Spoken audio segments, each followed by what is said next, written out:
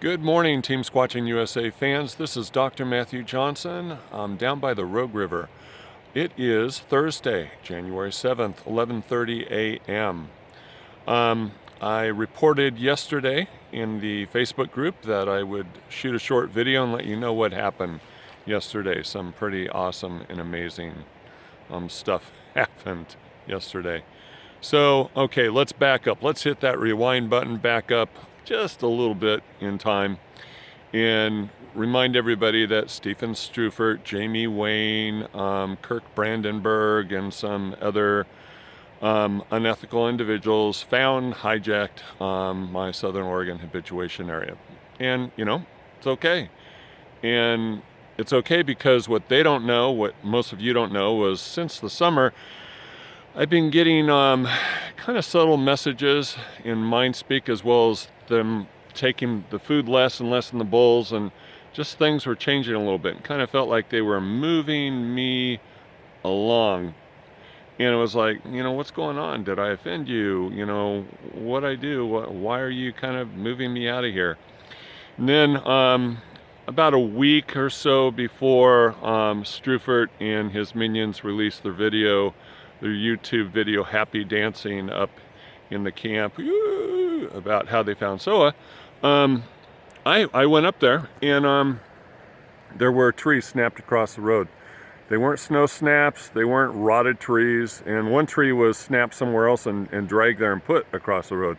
So I spent 2 hours moving those trees to get them off the road. I didn't have a chainsaw with me, and got them off the road so I could get by. Went to camp and checked out on them, and then Cynthia and I went up there to spend Christmas night, and pretty much got the message, you know, it's time to move on. And then, you know, the video was released, and that was like a kick or a punch to the stomach, and not just for me, for Cynthia, for Grady, and for a lot of people that have been involved in SOHA one way or another. But nevertheless, I still knew I was getting that little push, you know, to move on. So I had a dream. I did. I had a dream. And in the dream, the adolescent male informed me that it's okay. They're going to take care of themselves. They're going to keep their distance from anyone that goes up there. And that they have a new area for me. And then he gave me this vision of an opening of a logging road that I had been to, I don't know, 10 years ago?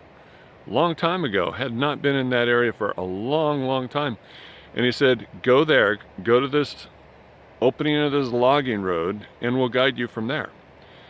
And I'm like, okay. And then I started thinking, well, because I wasn't familiar with that area at all, and I had done a better job of scouting out other areas. So I'm like, well, what about this area? What about that area? How about this one? Nope, go to where we showed you. Well, but this other area, go to where we showed you. And I was like, okay, I'll go there. So then I thought, you know what, Matt, if you don't continue doing what you normally do, which is have a witness go along with you, if anything happens, everyone's going to be going, you made this crap up. But then, you know what? There are some of you that it wouldn't matter. I had 30 plus witnesses in SOHA over 9 years that confirmed there were Squatches there, and all this other woo-woo stuff going on that they experienced as well, and you still don't believe. So for you, I understand it doesn't matter that I brought a witness up yesterday. But for everyone else, it helps. So I brought Jill Ligda with me. Jill's admin member and a longtime friend of Cynthia and myself. And as you know, Cynthia's still in Puyallup, Washington, working her job in Olympia, Washington, and she won't be moving down here to Southern Oregon for another 1, 2, 3 years. So we're doing the long distance romance thing. I love her a lot, miss her a lot. She's coming down in 7 or 8 days. Yay! Can't wait to see her. But anyway, Jill Ligda and I went to the opening of this logging road area. And again, the message was, if I get to that spot, they'll guide me from there. And I'm like, okay. So I want you to know, in my mind, just so you know, I'm thinking, guide me from there. This is going to be a long process, right? This is going to be 6 months, 12 months. This is going to be 2 years before I get a spot and, you know, we get back to where things were. Nope. Nope. You know, turn here, go up the mountain, okay, turn here. So we started exploring, go down this side road, and so we went down a side road, and it dead ended. And Jill wants to get out of the truck and check things out, and I'm like wanting to turn my truck around and get out of there, because in my mind this is not an ideal habituation area. For a lot of reasons, which I now can't tell you because of the yahoos out there who are so bloody unethical and don't see anything wrong with what they did the first time, and have already stated they're going to try to do it again, just like Rick Dyer. I faked you once, I'm going to fake you twice. Well, they don't get it either. They're just as unethical, just as unscrupulous, and they don't get it. So I have to now withhold some details from you so they don't get their little hints. So anyway, I wanted to turn the truck around and leave, but then I thought, you know what, I should get out of the car. So I got out of the truck and looked around, and all of a sudden we're finding all these snaps, and they're not snow snaps. They're in the upper part of the tree is dragged away and woven into something else next to another obvious fresh snap. These are all fresh snaps, by the way. But not snow related, and again dragged over, woven with other smaller sticks and halfway medium-sized sticks and branches, and it was like, wow, that was intentional. And then there was one, the front half of a large foot walking up the hill in the area. So I'm like, okay, well, this is pretty squatchy. They at least passed through here. So we got the truck turned around and we're driving out, because it's like, you know, we're still going to explore and just make sure we're covering all our bases. So we're driving back out on the road that we just drove in on, right? Because it's a dead end. And so we're driving out, and all of a sudden I stop the truck, and Jill and I are looking, and there are these two branches on the road that were not there when we drove in. But all of a sudden, there they are. We get out of the truck, they're fresh snaps, and they're not from any trees above. They are not from any trees above. They were freshly snapped and placed on that road. They were not there when we drove to the dead end area, but they were there on the way out. And that is pretty normal squatchy behavior for what happened in SOHA. So I'm going, okay, well, that's pretty cool, right? But I'm the kind of guy that wants to keep looking to explore, just to make sure, you know, is this the right place, or is this the you're getting warmer, as Jill suggested. Jill said maybe they want you to just keep looking in this general area. So we continued to look. Well, we eventually got ourselves to another area, part of this big general area, and we had to turn the truck around on another logging road. And, you know, I'm kind of sitting there in the truck, and Jill's standing outside the truck to make sure that I didn't go over the edge, because we're on a slope, and while I'm turning the truck around. And all of a sudden, we both hear stomp, stomp, stomp, stomp, 4 of them, like really heavy-footed, really loud, really intentional to get our attention. And then I see this tree. It's probably about 40 feet tall. It can't be much more round than what my hand is right now. So it's really tall, really thin, and a whole strand of them. But one of those trees all of a sudden gets pulled back and then vroom, shoved over. And Jill and I are going, what? Yes, I've recorded trees being snapped at night with my parabolic dish while I'm sleeping. I know one woke Johnny Manson up when we were in SOHA, when a tree got snapped over at the 9 o'clock position on the perimeter. But I've never seen that whole tree push over thing with my own eyes, let alone have somebody else there to witness it. And immediately, you know, those stories came to mind about how people said, yeah, the Squatch, they were shoving trees down and running through the brush and chasing me out of the area. But, you know, none of that happened. We didn't get continued trees being pushed down and any aggression coming toward us. It was more like stomp, stomp, stomp. Now that I have your attention, I'm going to push, and now I'm going to pull, and I'm going to snap this tree over.